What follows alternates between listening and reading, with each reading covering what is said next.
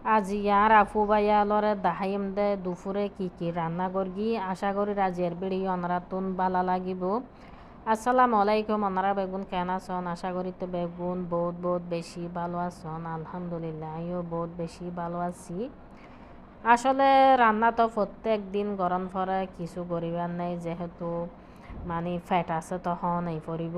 যাই হোক, আই আজিয়া এই গরুর মাংস দি হাঁহরল দি রান্না করি, বহুত বেশি ভালো লাগে। হাঁহরল আসলে আলু হাঁহরল এগিন গরুর মাংস তো হা যায়, মুরগির মাংস তো হা যায়। আজ মুরগি গরুর মাংস দিয়ে রান্না করি আর কি। ওনারা তো দেখি বুঝতে লাগন হত লোভনীয় ইয়ে মাশাল্লাহ। গরুর মাংস কিন্তু প্রথমে মানে আতে মাখি মশলা ব্যাগ কিছু দিই না, আতে মাখি বয়ে দিলাম।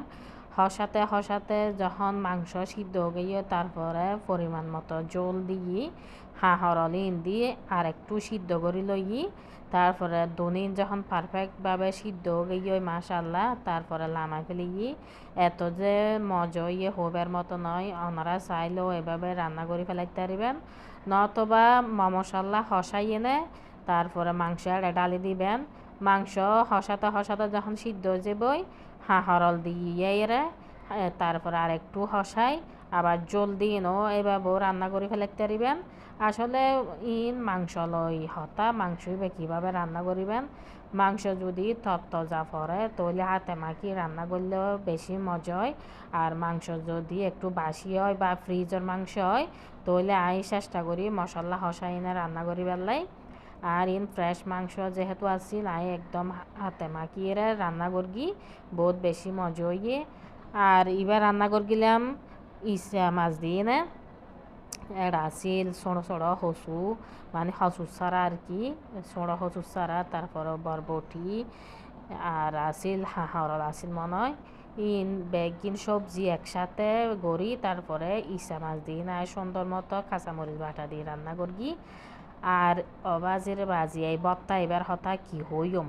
বত্তা এবার তো আরেক মজার জিনিস। এই বত্তা এবার কি দি করি জানন না?